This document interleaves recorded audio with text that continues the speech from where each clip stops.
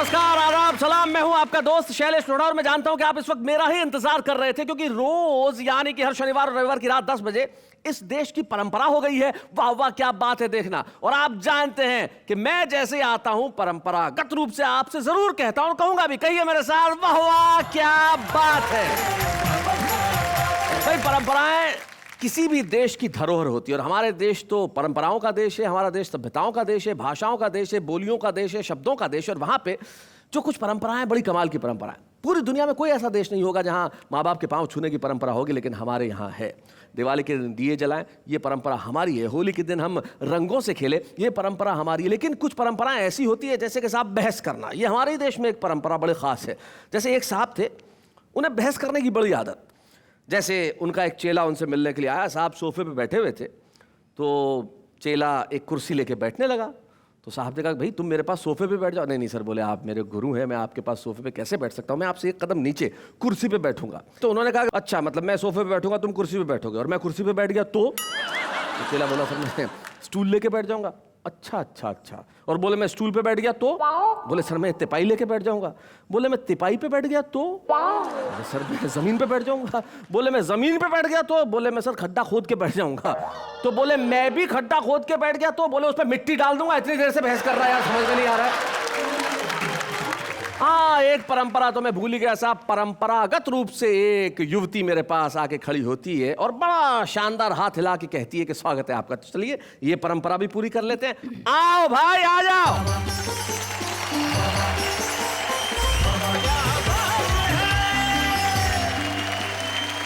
नमस्कार। पारंपरिक परंपरा को प्रामाणिकता से निभाते हुए आप सबका स्वागत करती हूँ। एक मिनट, इस वाक्य का अर्थ समझा दें जरा। पारंपरिक परंपरा को प्रामाणिकता से निभाते हुए आप सबका स्वागत करती हूँ। अर्थ हम बाद में समझेंगे। सबसे पहले हमारे आने वाले कवियों के लिए कहते हैं, वाह वाह क्या बात है। एक सीट पर दो महिलाएं बैठी हुई थी और दोनों आपस में लड़ रही थी। एक महिला बोली कि इस खिड़की को बंद कर दो, मुझे सर्दी लग रही है, निमोनिया हो जाएगा, मैं मर जाऊंगी। दूसरी महिला बोली, नहीं मुझे गर्मी लग रही है, इस खिड़की को खोल दो, नहीं तो मेरा दम घुटेगा, मैं मर जाऊंगी। इतने में पीछे से एक यात्री बोला, पहले इस खिड़की को बंद कर दो ताकि एक का दम घुटे और वो मर जाए, फिर इस खिड़की को खोल दो ताकि दूसरी को निमोनिया और वो मर जाए, और जब दोनों मर जाएं तो हम सब शांतिपूर्वक यात्रा करें। अरे बाप रे।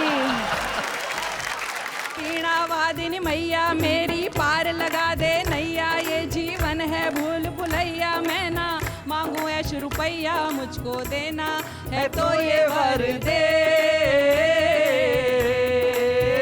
मेरी झोली गीतों से भर दे।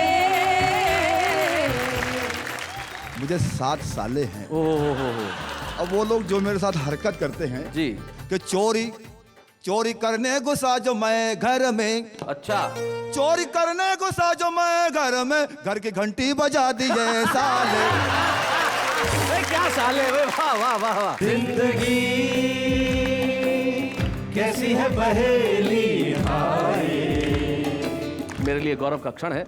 1961 से लेकर 2013 तक योगेश जी ने कभी नहीं चाहा कि वो कैमरे के सामने आए, लेकिन मेरी मोहब्बत की वजह से आज वाह वाह क्या बात है कि इस मंच पे यहाँ उपस्थित है। ये आपके लिए, पूरे देश के लिए घनघोर तालियां बजाने का वक्त है योगेश जी के लिए। खूब उड़ाने के लिए पैसा, लक्ष्मी को मनाना चाहता हूँ, आजीवन खर्च करने के लिए यमराज पटाना चाहता हूँ। क्या बात है, बहुत अच्छे। इन टेंशन के मारों को फिर भला सहलाएगा कौन, इसलिए अंतिम सांस तक सबको हंसाना चाहिए। वाह वाह वाह, बहुत अच्छे, क्या बात है। बहुत बढ़िया शुक्ला जी, बहुत अच्छे।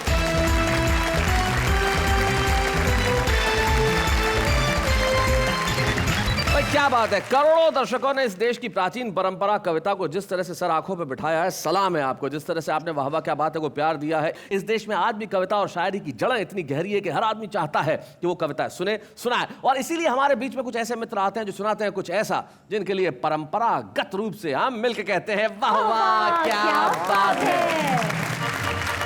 और हमारे ऐसे 3 साथी हमारे साथ में बैठे हुए हैं। कुछ तो बैठे हुए ऐसे बैठे हैं कि शायद उठेंगे ही नहीं। आराम से बैठिए मुजावर भाई, ठीक ठाक बैठे हैं, कुछ टेंशन है? बाजू में लता दीदी बैठी हुई है तो टेंशन की बात नहीं। लता दीदी बाजू में बहुत बैठी। अच्छे, बहुत अच्छे। लता जी? हया बोलो, हया बैठे साथ। हया। हया शब्द शर्म लज्जा औरत की भी नुमाइंदगी करता है, और हया शब्द ज़ाती तौर पे, अपने व्यक्तिगत तौर पर भी मैं इसका इस्तेमाल कर सकती हूँ। तो मैंने कहने की कोशिश की है कि नहीं मैं वो अदा जो आशिकों की जान होती है। वाह। और आखिरी मिसरे पर गौर कीजिएगा, उसको मंच से भी जोड़ा है और जिस नज़र से देखा जी, जाता है इरशाद उसको भी, सुना। कि नहीं मैं वो अदा जो आशिकों की जान होती है, नहीं शम्मे हंसी जो महफिलों की शान होती है, मैं हूँ हालात पर लिखी हुई कोई गज़ल गोया, हया शामिल ना हो तो शायरी बेजान होती है। क्या बात है भाई, वाह वाह वाह वाह। धमचक मुल्तानी रतलाम से हमारे बीच में आते हैं, जो बड़े कमाल के हास्य कवि हैं। अच्छा धमचक जी, आपका ओरिजिनल नाम क्या है? नाम है ठाकुर गजराज सिंह राठौर। ये नाम है या धमकी है? तो फिर आप ये ठाकुर साहब एकदम धमचक कैसे हो गए? ये हास्य व्यंग का जब कविताएं मैं करने लगा, जी तो पहली मुलाकात जब मेरे काका हाथरसी से हुई, जी। तो उन्होंने मुझे कविता सुन के उन्होंने कहा यार तो बड़ा बमचक है, अच्छा। और बमचक धीरे धीरे धमचक हो गया। तो आइए इस महफिल की शुरुआत करते हैं, और महफिल की शुरुआत में तो धमचक होना चाहिए साहब। तो हम धमचक मुल्तानी जो रतलाम से हमारे बीच में आते हैं, बड़े कमाल के कवि, उनका अंदाज बड़ा निराला है। तो ठाकुर साहब जरा आइए, हम आपके लिए जरा तालियां बजाएंगे। धमचक मुल्तानी साहब।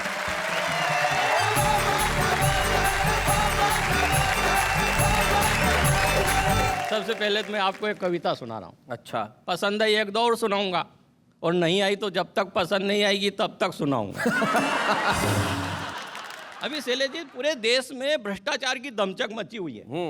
अब अधिकांश लोगों को पता नहीं कि भ्रष्टाचार कैसे चलता है। मैं आपको मूंगफली के माध्यम से बताना चाहता हूं कि भ्रष्टाचार कैसे चलता है। वाह, मूंगफली के माध्यम से भ्रष्टाचार, क्या बात है। कि स्कूल में बच्चों को एक दाने की मूंगफलियां बांटी जा रही थी।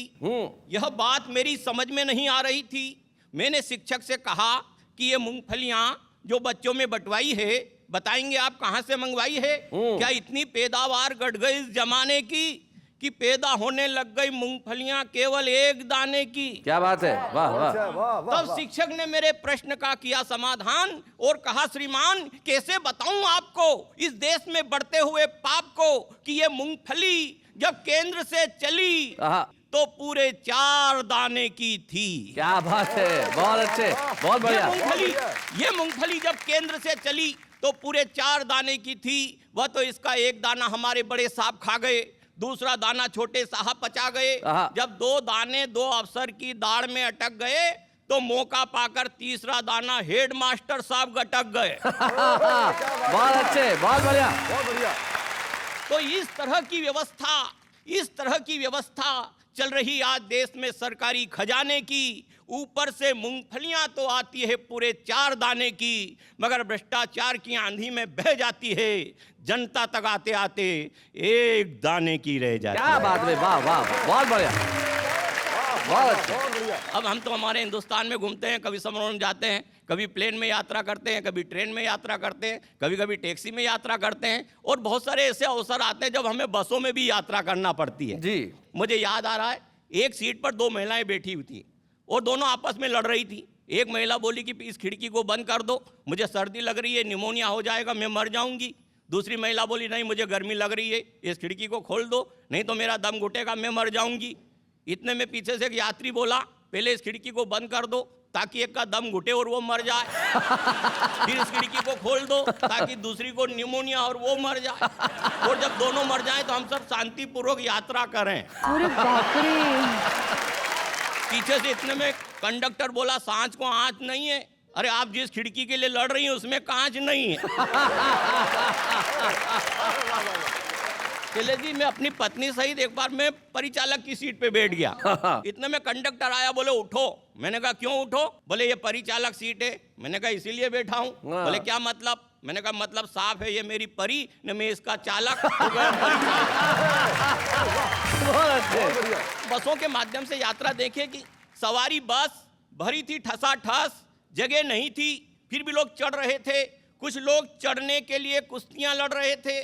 कंडक्टर जो मन में आए बोलता था, यात्रियों को कपड़ों की पोजीशन से तोलता था। मैंने कंडक्टर से कहा ये खटारा कब जाएगा? वह थोड़ी देर सोच कर बोला जब कचरा भर जाएगा। फरमाइए, मैंने कहा एक टिकट चाहिए। वो बोला कौन सी क्लास का दूं, फर्स्ट का, सेकंड का या थर्ड का? प्रश्न सुनकर मैं आश्चर्य में पड़ गया। मैंने कहा कंडक्टर तुम्हारा भेजा तो नहीं सड़ गया? अरे बड़ा विचित्र सवाल है, ये सवारी बस है या कि सिनेमा हॉल है? वो बोला 3 बात मत कीजिए, लेना हो तो टिकट लीजिए, अन्यथा जाइए, चलते फिरते नजर आइए। मैंने कहा प्लीज इतना तो समझाइए, फर्स्ट सेकंड व थर्ड में तकरीबन कितने रुपयों का अंतर आएगा? वो बोला अंतर इस प्रकार आएगा, जो फर्स्ट क्लास का टिकट खरीदेगा वो सीट पर अड़ा रहेगा, जो सेकंड क्लास का टिकट खरीदेगा वो खड़ा रहेगा, और जो थर्ड क्लास का टिकट पाएगा बस खराब होने पर धक्का लगाएगा। बहुत अच्छे। इतने में कंडक्टर ने घंटी बजाई, ड्राइवर बोला कर भला सो हो भला, और इसी उच्चारण के साथ मध्य प्रदेश का आर्यभट्ट चला। मध्य प्रदेश का आर्यभट्ट भाई, बहुत बढ़िया दर्शक जी, क्या बात है, बहुत अच्छे। बस चली, धक्का आया, मैं पास खड़ी एक महिला से टकराया, भबक कर बोली ओ सूरदास दिखाई नहीं देता, सब पता चल जाएगा जब एक ही घूंसे में चौकटे का डिजाइन बदल जाएगा। उसकी बात सुनकर मेरे मन में क्रोध के भाव जगे, फिर सोचा इस महिला के कौन मुंह लगे। उसके साथ वाले सज्जन से कहा बाबूजी अपनी बीबी जी को समझाइए, बिला वजह डांट रही है, ऊपर से भेजा चाट रही है। सज्जन भंग के नशे में थे, तुनक कर बोले होश में तो हो मिस्टर, बीबी होगी तुम्हारी, मेरी तो है सिस्टर। इतने में कंडक्टर हस्तक्षेप करते हुए बोला भाई साहब व्यर्थ क्यों झंझटों में पड़ते हो, लड़ने की इतनी तमन्ना है तो चुनाव क्यों नहीं लड़ते हो, जीत जाओगे बंगले की हवा खाओगे, यहाँ लड़ोगे सीधे जेल जाओगे। जेल का नाम सुनते ही मेरे शरीर में सन्नाटा छा गया और मुझे पता ही नहीं चला मेरा रतलाम कब आ गया। क्या बात है, वाह, वाह, वाह, बहुत अच्छे।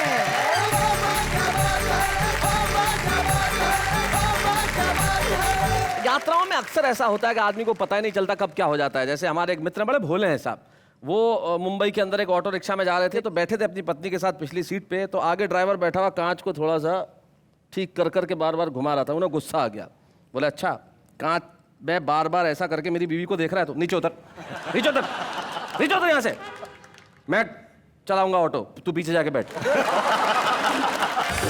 यात्राओं में से और खासतौर पे बस की यात्राओं में से जिंदगी के कई अर्थ भी हमें मिल जाते हैं। डॉक्टर स्वाति लोढ़ा ने मुझे एक कहानी सुनाई थी जो मुझे याद आती है, और बड़ी खूबसूरत कहानी थी कि एक ऐसे ही खटारा बस का ड्राइवर और एक जो हमारे जो कथाएं पढ़ते हैं, धार्मिक कथाएं पढ़ते हैं, वो संत साधु या कथावाचक आप कुछ भी कहते हैं, तो कथावाचक और बस का ड्राइवर दोनों की मृत्यु एक साथ हो गई और दोनों ऊपर पहुंचे तो जो अंदर स्वर्ग के बाहर जो दरबान था उसने पूछा भाई क्या करते हो, तो पहले ने कहा भाई मैं तो बस चलाता हूँ, लोकल बस एक शहर में। बोले अच्छा तुम स्वर्ग में जाओ।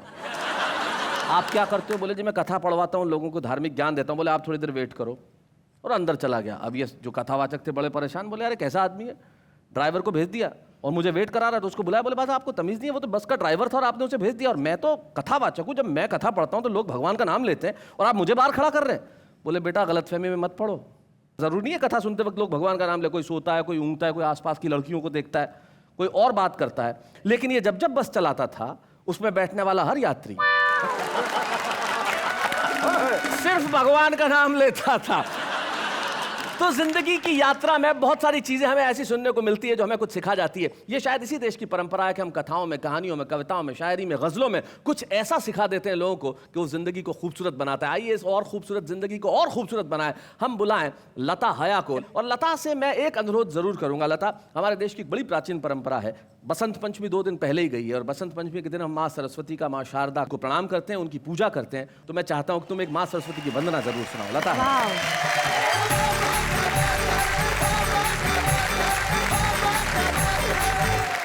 मैं सरस्वती पुत्री होने के नाते वंदना प्रस्तुत करी हूँ। और शैलेश जी मैंने एक अलग ढंग से कहने की कोशिश की, सीधी सादी दिल की बात है। वो जैसे पारंपरिक एक हुआ करती थी वंदनाएं संस्कृत में, मैंने बिल्कुल हटके कहने की कोशिश की। सुनिएगा। हे वीणा वादिनी मैया मेरी पार लगा दे नैया, ये जीवन है भूल भुलैया, मैं ना मांगू ऐश रुपैया, मुझको देना है तो ये वर दे। क्या बात है, मेरी झोली गीतों से भर दे। तेरे पूजन की मैया मैंने नई निकाली, क्या बात है? तेरे चरणों में रख दी अपनी रचना की थाली, चिंतन का कुमकुम लाई हूँ और मनन की माला, खोल मेरे मस्तिष्क द्वार का अपने कर से ताला, चरणामृत दे मुझे लगन का, चरणामृत दे मुझे लगन का, और कृपा कर दे, हे वीणा वादिनी मैया मेरी पार लगा दे नैया। ये जीवन है भूल भुलैया, मैं ना मांगू ऐश रुपैया, मुझको देना है तो ये वर दे। मेरी झोली गीतों से भर दे रे, जो उसकी कृपा ना हो तो मैं भी क्या कर पाऊं। क्या बात है? मैं अज्ञानी जो मैया लिखवाए लिखती जाऊं। क्या बात? रचनाएं सब उसकी दासी, सेवक है ये अक्षर। क्या बात है? मेरी कल्पना और सोच सब उसके नौकर चाकर, करूं उम्र भर उसकी सेवा, करूं उम्र भर उसकी सेवा, और ये चाहूं मेवा, बस मुझको सोच प्रखर दे। वीणा वादिनी मैया मेरी पार लगा दे नैया। ये जीवन है भूल भुलैया, मैं ना मांगू ऐश रुपैया, मुझको देना है तो ये वर दे। मेरी झोली गीतों से भर दे रे। क्या बात, वाह वाह, क्या बात है लता जी। सही कहा आपने लता जी। सचमुच आपने जो मांगा कि मेरी झोली गीतों से भर दे, तब मुझे कवि की 2 पंक्तियां याद आती है। वो बहुत बढ़िया बात कहते हैं। वो कहते हैं कि मुस्कुराती जिंदगानी चाहिए और काव्य में ऐसी रवानी चाहिए, सारी दुनिया हो जाती है अपनी, बस एक उसकी मेहरबानी चाहिए। वाह वाह, और आपने उनकी मेहरबानी मांगी, बहुत बहुत खूबसूरत ढंग से क्या सुनाया। बात क्या है। बात। जी बहुत बहुत शुक्रिया। और अब मैं एक गीत प्रस्तुत कर रही जरूर। हूँ। मैंने एक बुलबुल के जरिए बताने की कोशिश की कि बुलबुल जंगल से उड़कर यहाँ शहर में आ जाती है। भ्रष्टाचार है, महंगाई है, सियासत है, दहेज है, जो भी समस्या उनको मैंने अपने तरीके से कहने की कोशिश जी, की। सुना। धीरे धीरे धीरे धीरे बोल बुलबुल गीत सुनाने आई, गीत सुनाने आई, गीत सुनाने आई। कुछ गीत प्यार के, कुछ बहार के, कुछ श्रृंगार के लाई। हालांकि मुझे अच्छा लग रहा है, म्यूजिक बज रहा है। मुझे इस गीत के लिए कई लोगों ने बोला कि वीडियो बनवा डालिए। जी। वो तो नहीं बना, देखो, आज लेकिन आपका वीडियो बन रहा है? आज वीडियो बन रहा है। कहते हैं ना कि मौसम भी है, मौका भी है, दस्तूर भी है, जी, तो आज बिल्कुल। आप भी है, गीत भी है, म्यूजिक भी है और मुजावर भी है। भाई क्या बात है, वीडियो तो बन ही रहा है। बहुत अच्छा। मैं चाहती हूँ कि इस गीत के कोई भी बंद मुझे ना सुनाने पड़े, लेकिन शैलेश जी बहुत अफसोस की बात है, मैंने सन 1993 में ये गीत गाया था, तब से मुझे एक भी बंद उसमें से काटा नहीं जा रहा, क्योंकि समस्याएं कहीं खत्म होने का नाम नहीं ले रही। अब सुनिएगा। सुना। एक रोज में पूजा करने, क्या बात है? भक्ति की गागर भरने, मंदिर जो लगी उतरने, वहाँ देखे खून के झरने। मंदिर मस्जिद का पंगा, मजहब को कर गया नंगा, हैरान खड़ी थी गंगा और पल में हो गया दंगा।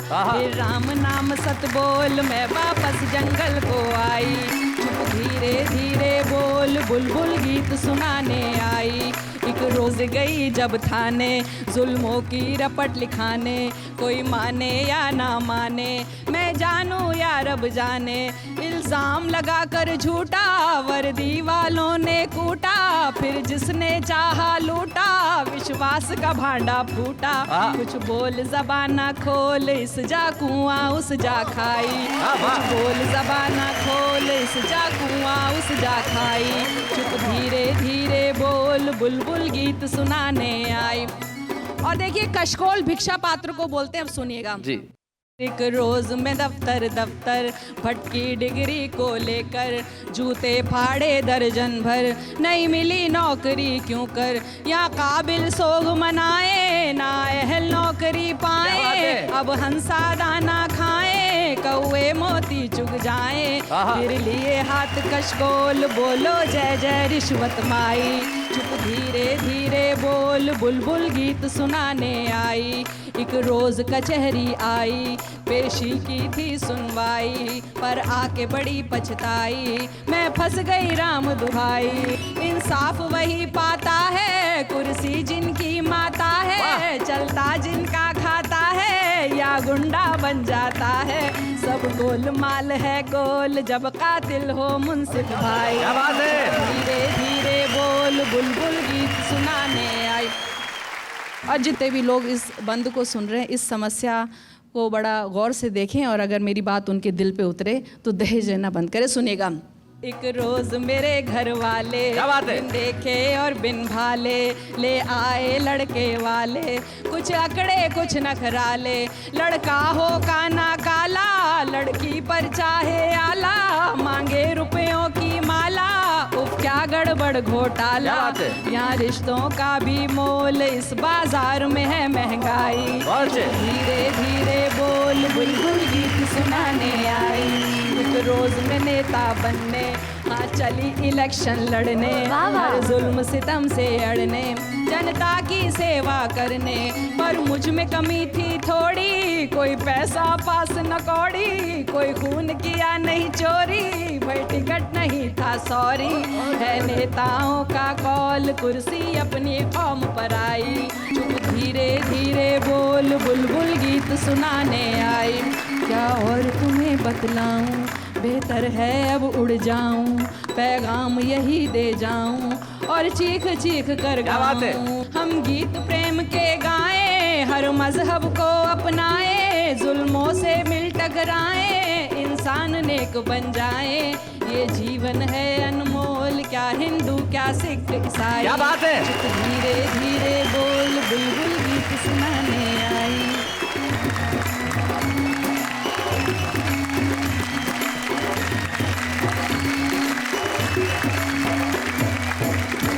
भाई क्या बात है, बुलबुल ने कमाल का गीत सुनाया। समस्याएं बहुत है, लेकिन इन समस्याओं के बीच में से हंसी निकालना ही तो हमारी जिंदगी है। तभी तो कृष्ण बिहारी नूर साहब कहते हैं कि जिंदगी से बड़ी सजा ही नहीं, जिंदगी से बड़ी सजा ही नहीं, और क्या जुर्म है पता ही नहीं, इतने हिस्सों में बट गया हूं मैं कि अपने हिस्से में कुछ बचा ही नहीं। वाह वाह लेकिन शैलेश जी। आपके और हमारे हिस्से में बची है हंसी, और उस हंसी के लिए हमारे बीच में एक ऐसा शायर है जिसका अंदाज तो साहब कमाल का है। किसी भी चीज की नकल की जा सकती है, इनके अंदाज की नकल नहीं की जा सकती है। एक ही है, वन पीस, मुजावर मालेगावे।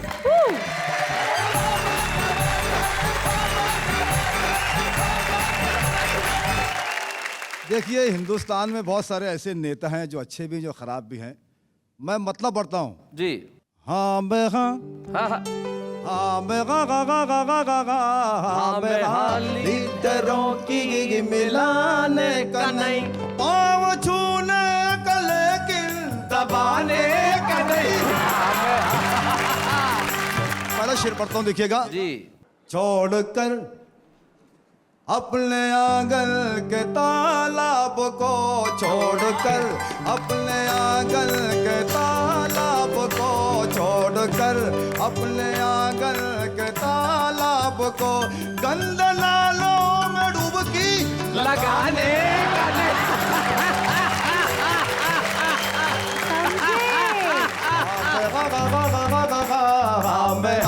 लीडरों की मिलाने का नहीं। शैलेश जी, जी ये शेर बहुत खास आमद करें जी इरशाद।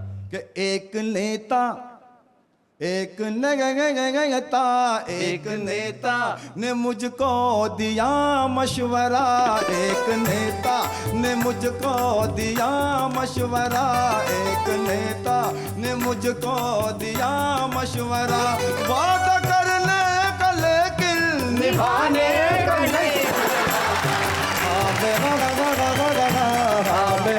लीडरों की मिलाने का नहीं, हाँ मैं गा गा गा गा गा गा। शैलेश जी, जी मुझे 7 साले हैं। अब वो लोग जो मेरे साथ हरकत करते हैं, जी मैं एक एक साले की हरकत हाजिर करता हूँ, देखिएगा। मतलब 7 शेर हो गए आपकी गजल में, एक साले का एक शेर। भाई क्या बात है। घर में झगड़े लगा दिए साले,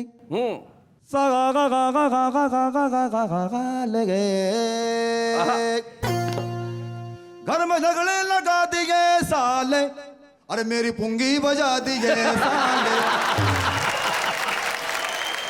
ये पहला साल है। ये शेर पत्र खास समात करें।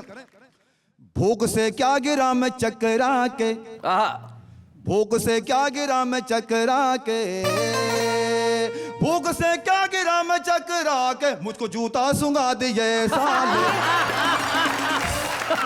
ये भी सुनिएगा शेर कि चोरी चोरी करने घुसा जो मैं घर में, चोरी करने घुसा जो मैं घर में, घर की घंटी बजा दिए साले। और घर की। भाई क्या साले भाई, वाह वाह वाह वाह।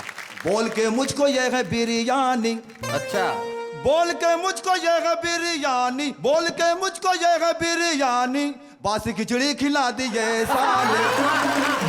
और बासी, बिल्कुल बासी।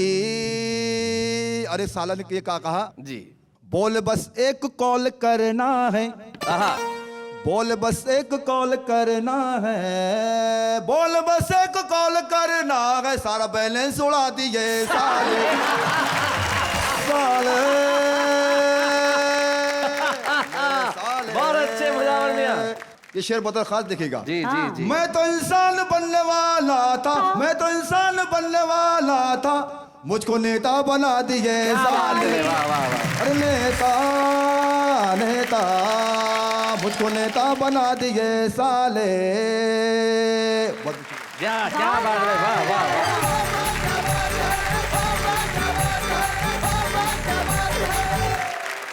भाई क्या बात है मुजावर मियां, आपने कमाल कर दिया, बहुत अच्छा। जो आखिरी शेर पढ़ा वो तो निश्चित तौर पे तंज का एक बहुत बढ़िया शेर था। तब दिलजीत सिंह रील साहब हैं हमारे भोपाल के, एक बड़े पुराने शायर हैं, उनका एक शेर मुझे अचानक याद आ गया। वो कहते हैं एक नेता कहीं खो गया है, यार कहीं आदमी तो नहीं हो गया है।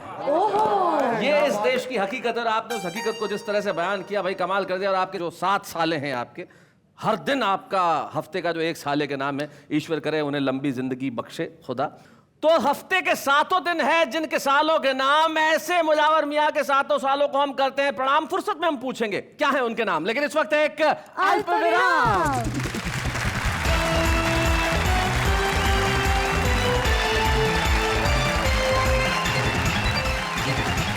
नमस्कार। अल्प विराम के बाद हास्य का अल्पाहार शुरू करने के लिए मेरे साथ कहिए वाह वाह, क्या बात है, बहुत बड़ी बात है। मेरे साथी कहाँ गए? शैलेश जी कहाँ हैं आप? विशेष मेहमान आने का टाइम हो गया है, उनका सेगमेंट है। और ये तो बता दीजिए कौन है हमारे विशेष मेहमान आज के? कहीं दूर जब दिन ढल जाए, शाम की दुल्हन बदन चुराए, चुपके से आए, मेरे ख्यालों के आंगन में कोई सपनों के दीप जलाए, दीप जलाए। वाह शैलेश जी, क्या बात कही है महफिल में। महफिल में कैसे कह दे किसी से दिल बंध रहा है, एक अजनबी से। हाय करे अब क्या जतन, सुलग सुलग जाए मन, भीगे आज इस मौसम में, लगी कैसी ये अगन। निसा गमा पानी सारे गा आर मितवा, जन्म जन्म से है हम तो प्यासे, आ संग मेरे गा।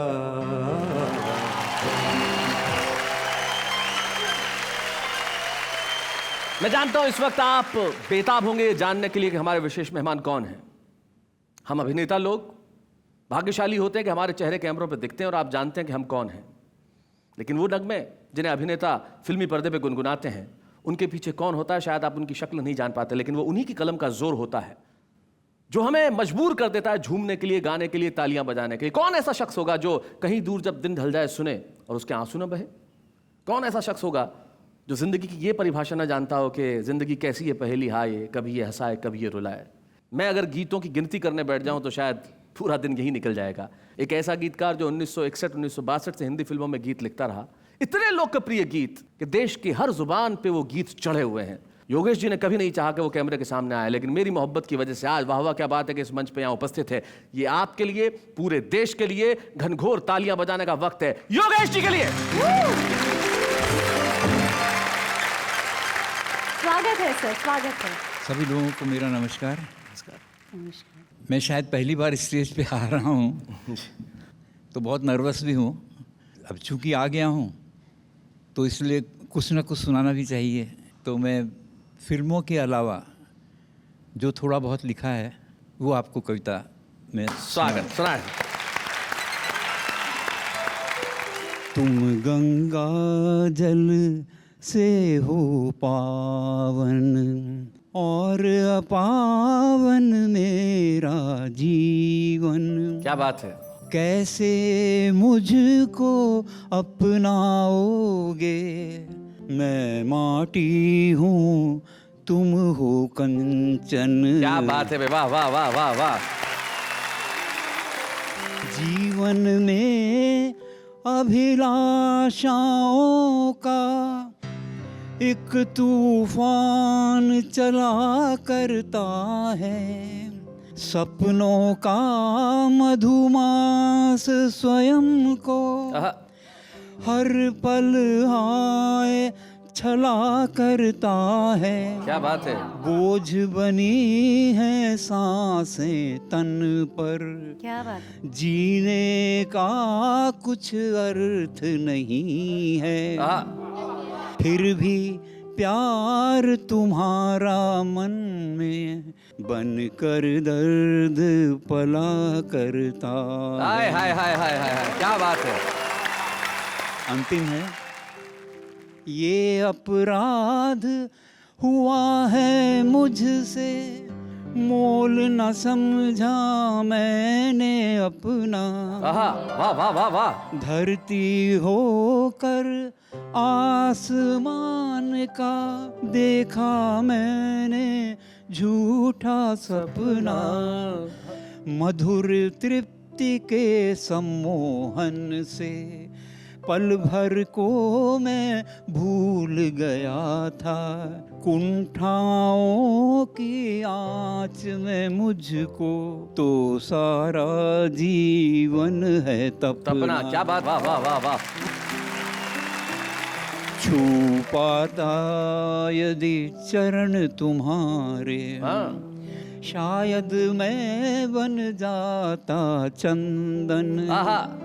तुम गंगा जल। क्या बात है।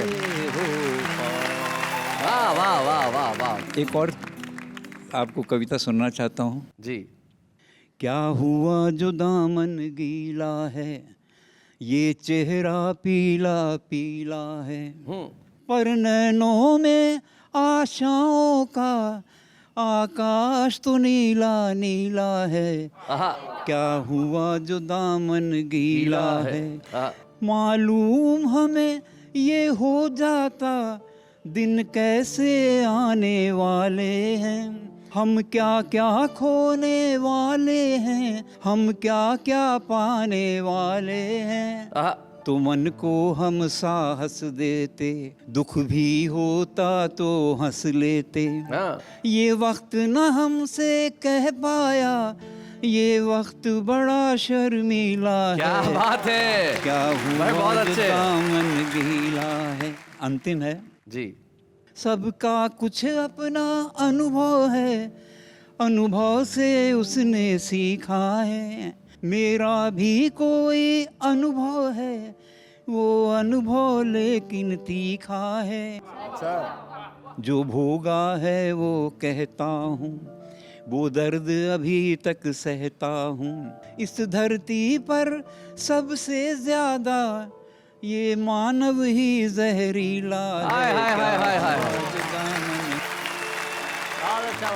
जिस देश में पुरस्कारों की बोलियां लगती हों, जिस देश में सम्मान किन किन विधाओं से प्राप्त किए जाते हों, लेकिन ये मेरे लिए, आपके लिए, हम सब के लिए पीड़ा और टीस की बात है कि इतने खूबसूरत गीत रचने वाले योगेश के घर में जब मैं झांकता हूँ तो योगेश कहते हैं कि मेरे पास कोई पुरस्कार नहीं है शैलेश। तो मैं कहता हूँ आपके पास सबसे बड़ा पुरस्कार वो है कि जब भी फिल्मी गीतों का इतिहास लिखा जाएगा वो योगेश के गीतों के बिना पूरा नहीं होगा। Very true.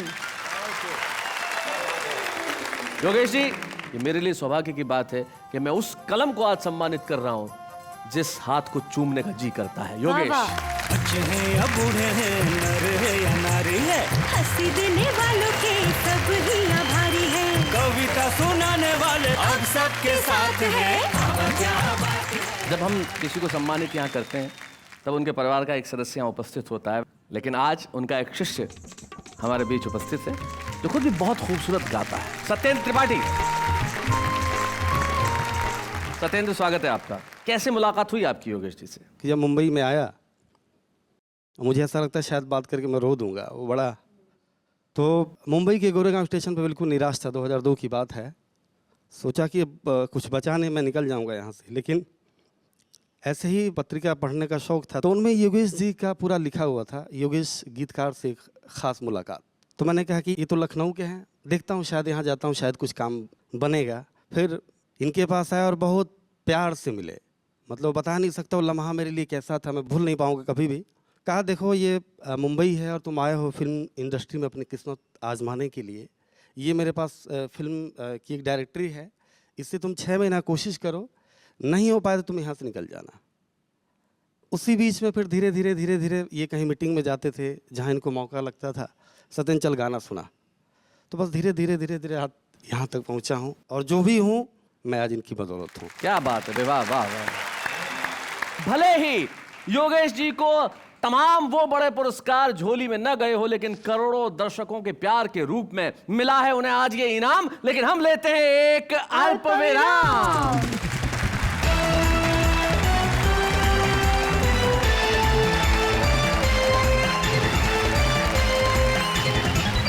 स्वागत है आपका उसी कार्यक्रम में जहां पे कई सारी परंपराएं निभाई जाती है, जहां हंसने की परंपरा है, खुश रहने की परंपरा है, तालियां बजाने की परंपरा है, ठहाके लगाने की परंपरा है, और सबसे बड़ी परंपरा ये कहने की वाह वाह क्या बात है।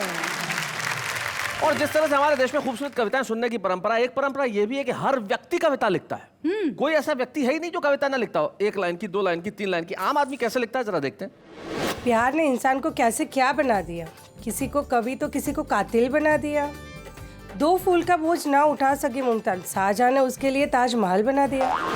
मेरे दोस्त तुम भी लिखा करो शायरी, तुम्हारा भी मेरे जैसा नाम हो जाएगा। जब तुम पर पड़ेंगे आलू टमाटर तो रात के खाने का भी इंतजाम हो जाएगा।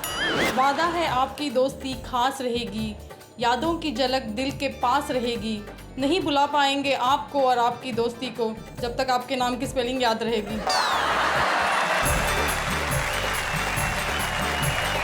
तो भाई ये है हमारे देश के आम लोग जो बड़ी खूबसूरत कविताएं लिखते हैं। आज तो छुपे रुस्तम है, लेकिन कल कुछ बनेंगे। आज हमारे साथ एक ऐसे ही छुपे रुस्तम है। आप कहेंगे कि भाई ये इतने वर्षों तक क्यों छुपे रहे और इतनी खूबसूरत कविताएं लिखी, लेकिन उन्होंने कहा कि भाई जिंदगी की भागदौड़ में मंच पे तो मैं थोड़ा सा लेट ही जाऊंगा। शरदेंदु शुक्ला एक ऐसे कवि का नाम है जो अद्भुत है साहब। अब आप सुनेंगे तो कहेंगे भाई क्या बात है। शरदेंदु शुक्ला जी,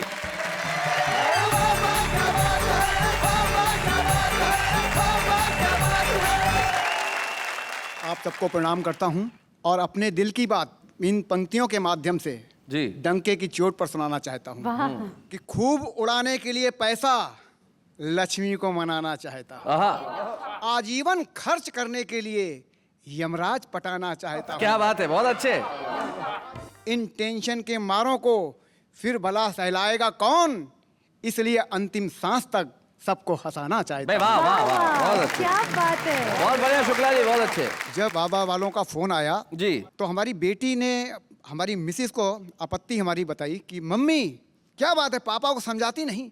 जब से वाह वाह क्या बात वालों के फोन क्या आए, तब से सारा शहर सर पर घूम रहे हैं उठाए, सड़क पर सड़क छाप लोगों को रोक रोक बतला रहे हैं वाह वाह क्या बात में कविता पढ़ने जा रहे हैं। ऐसा तो नहीं, ये समय से पहले सटी आ रहे हैं। उस दिन आंटी अंकल को देखने हॉस्पिटल गए थे तो यही बात बताने के लिए सीधे ऑपरेशन थिएटर में ही घुस गए। दीदी के शादी कार्ड छप के आ गए हैं, उसमें सबसे ऊपर मोटे मोटे अक्षरों में यही बात छपी है कि लड़की के पिता ने वाह वाह क्या बात में कविता पढ़ी है। क्या बात है, बहुत अच्छे, बहुत बढ़िया शरदेंदु जी। सबसे बड़ी बात, ऐसे बहुत सारे छुपे रुस्तम है जो देश में कहीं ना कहीं है, कोई नौकरी कर रहे हैं, कोई व्यवसाय कर रहे हैं, कोई किसी और काम में व्यस्त है, लेकिन कविता लिखने का अपना शौक भी पूरा करते हैं और बहुत अच्छा भी लिखते हैं। हम आपको आज यहाँ इस मंच पे एक स्मृति चिन्ह प्रदान करना चाहते हैं ताकि वो आपकी स्मृति में हमेशा बना रहे, ताकि आपको याद रहे कि शरदेंदु शुक्ला जी, आपने वाह वाह क्या बात है के मंच पे एक खूबसूरत कविता पढ़ी और हमने आपके लिए तालियां बजाई। शरदेंदु शुक्ला। बच्चे हैं या बूढ़े हैं, नर है या नारी है, हंसी देने वालों के सब ही आभारी है। कविता सुनाने वाले अब सबके साथ हैं। जाते जाते सिर्फ दो शेर आपसे ये कहना चाहूंगा किसी शायर के दर्द का प्रश्न हल नहीं होता, कोई भी साधन सफल नहीं होता। सत्य कहना तो आसान है लेकिन सत्य सहना सरल नहीं होता। लेकिन यहाँ सत्य कहा भी जाएगा, सत्य सहा भी जाएगा। हम सच की नौका यूं ही इस सरिता में चलाते रहेंगे और आप कहते रहेंगे वाह वाह क्या बात है।